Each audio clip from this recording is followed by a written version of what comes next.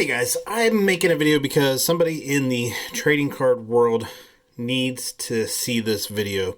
Um, I got so frustrated the other day. I got a card in the mail. It literally was shipped in a penny sleeve, and that was it, wrapped up in a piece of printer paper, stuck in an envelope. It was it just broke my heart to see it. Luckily, the card wasn't damaged. I don't know how it wasn't damaged, but it wasn't damaged. It was amazing, but it got me thinking that a lot of people who buy or who sell trading cards on eBay, especially, or any platform really, they don't know how to ship these things, and it just drives me nuts. I get stuff. And I buy a lot of cards on eBay, and I send them off for grading and or resell them or hold on to them, or they're for my private collection or whatever it is. I get a lot of trading cards from eBay, and it's just ridiculous. It just drives me nuts on how these things are packaged. So I'm going to give you my tips on how I package my cards when I send them out. So I just sold this Nick Schnell card here, auto Bowman first Bowman card on eBay. Sold it. Yeah, I only sold it for $5. Whatever, it doesn't matter. I charge on my eBay shipping a flat fee of $3.50. The dimensions of these things, all these dimensions of these envelopes will roughly weigh about the same once you put a card in them, but they're about 3 ounces. And this is a 4x7 envelope, and so I put that in there at 3 ounces, and 90% of the time it's under $3. That this particular one is going to Louisiana. So it goes to Louisiana from Ohio. It cost me $3.09, which leaves me a little bit of money for some of the supplies that I'm going to show you guys. So first thing is first, I got the card. I put the card into a penny sleeve, put the penny sleeve into a top loader. Pretty basic stuff.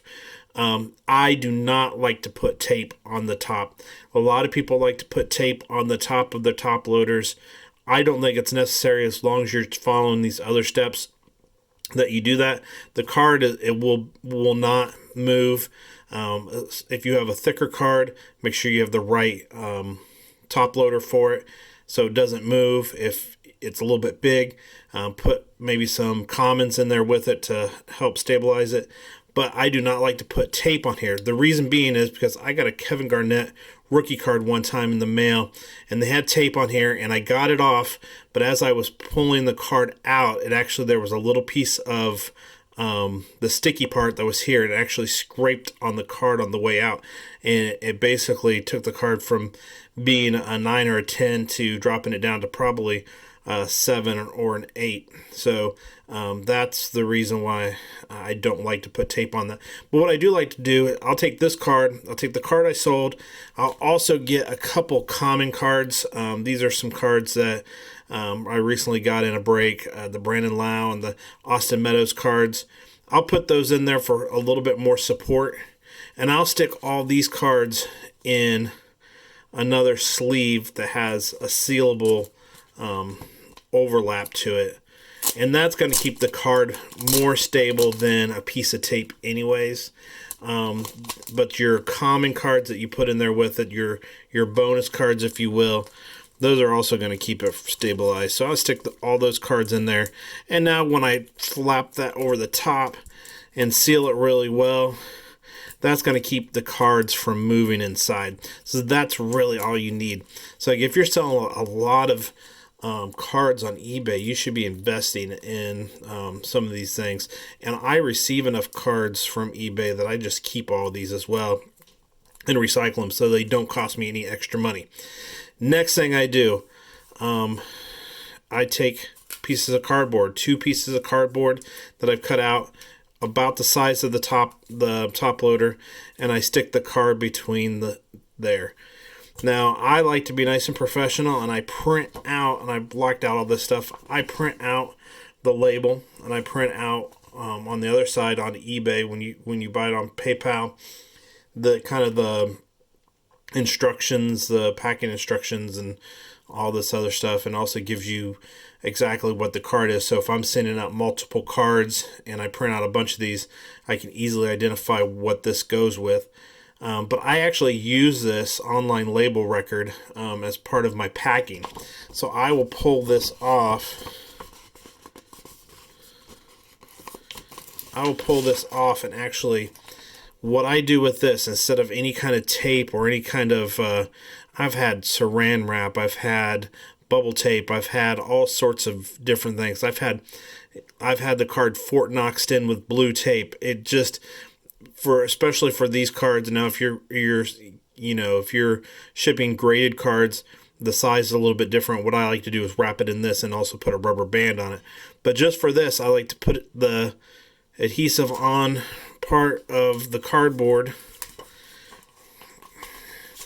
make it go all the way around town until it's sealed up like this, and then I pinch the ends so the adhesive actually seals the card in.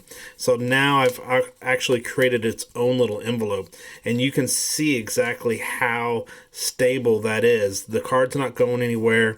It looks professional. It doesn't look like garbage when you send it.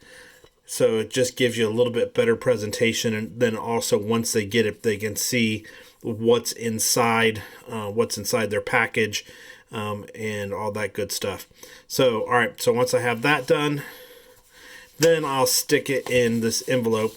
And these 4x7s, the card, as long as you have it in the right, cut down to the right size, the cardboard actually slips right in there really well, and it's really secure.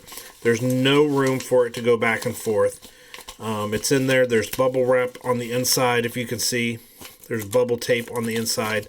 So it's a very secure way of doing it.